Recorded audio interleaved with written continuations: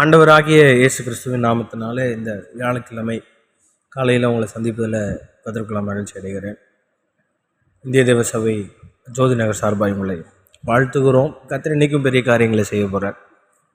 Day by day ஒரே routine லைஃப்பை நம்ம ரன் பண்ணிகிட்டே இருக்கோம்ல, கண்டினியூஸாக. காலையில் எந்திக்கிறோம், சமைக்கிறோம், கிளம்புறோம், ஆஃபீஸ் போகிறோம், பிள்ளைங்களை ஸ்கூலுக்கு அனுப்புகிறோம், அப்புறம் வீட்டு வேலைகள், பெண்களாக இருந்தால் வீட்டு வேலைகள், ஆண்களாக இருந்தால் ஆஃபீஸ் ஒர்க். இல்லை இப்போது 2 பேருமே ஆஃபீஸ் ஒர்க்.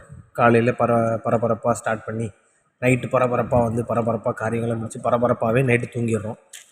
இப்போ பரபரப்பாக ஓடி ஓடி ஓடி ஓடி ஓடி இந்த ரொட்டீனாக ஓடுற லைஃப் நமக்கு ஒரு மாதிரி போர்டாக, ஒரு மாதிரி ஹேட்ரடாக மாறிடுதில்ல. இந்த ரொட்டீன் லைஃப் கொஞ்சம் கஷ்டமாக இருக்குது, கொஞ்சம் நமக்கு எப்படி இது அப்படின்ற மாதிரி இருக்குது இல்லை. பைபிளில் பார்த்தீங்கன்னா ஆண்டவருடைய படைப்புகள் நிறைய இருக்குது. ஆண்டவருடைய படைப்புகளில் விசேஷமான ஒன்று இருக்குது. அது என்ன பண்ணுது அப்படின்னா, தன்னோட ரொட்டீன் லைஃப்பை ரொம்ப ஹாப்பியாக ஓடுது. என்னன்னு பார்த்துருவோமா?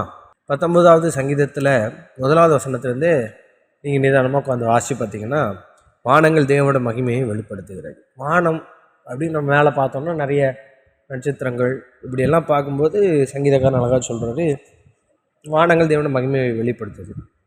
ஆமாம், அதில் எந்த சந்தேகமே இல்லை. அதில் ஸ்பெஷலாக அதில் 4வது வசனத்தில் கடைசி சொல்லுது பாருங்கள், அந்த வானங்களில் இருக்கிற நட்சத்திரங்களில் அவைகளில் சூரியனுக்கு ஒரு கூடாரத்தை ஸ்தாபித்தார். சூரியனுக்கு ஒரு கூடாரத்தை கொடுத்துட்டாரா? அது எப்படி இருக்கான் பாருங்கள். அது தன் மணவரையிலிருந்து புறப்படுகிற மணவாளனை போல் இருந்து பராக்கிரமசாலியை போல் தன் பாதையில் ஓட மகிழ்ச்சியாக இருக்கிறது. இன்னும் ஒண்டர்ஃபுல்லான வேர்ஸ் பார்த்தீங்களா? நம்ம டெய்லி ரொட்டீன் லைஃப்பை ஒரு மாதிரி ரன் பண்ணி ஹேட்ரடான ஒரு லைஃப் வாழ்ந்துட்டு இருக்கீங்கள. இன்றைக்கி ஆண்டவர் நமக்கு முன்னாடி ஒரு சூப்பரான ஒரு எக்ஸாம்பிள் வச்சுட்டாரு.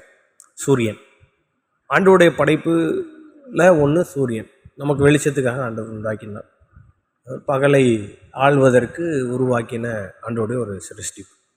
இந்த சிருஷ்டிப்புக்கு ஆண்டவர் ஒரு கூடாரத்தை போட்டார். அது தன் கூடாரத்தை இருந்து எப்படி இருக்கான், மணவாளனை போல் இருந்து அதுக்கு விதிக்கப்பட்ட பாதையில் ஓடுறதுக்கு எப்படி இருக்குது பார்த்தீங்களா? அது அவ்வளோ மகிழ்ச்சியாக தன்னோட பாதையில் ஓட அது ரொம்ப ஹாப்பியாக இருக்கான். எஸ், இந்த பாதை எனக்கு ரொம்ப ஹாப்பியாக இருக்குது, ஏன்னா இது எனக்கு ஏசப்பா விதித்த பாதை.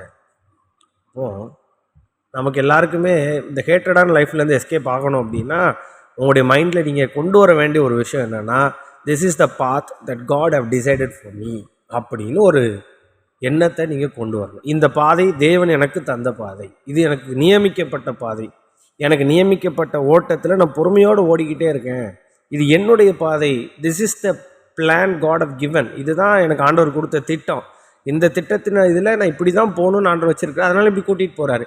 பிரச்சனையை பார்க்காதீங்க, போராட்டத்தை பார்க்காதீங்க.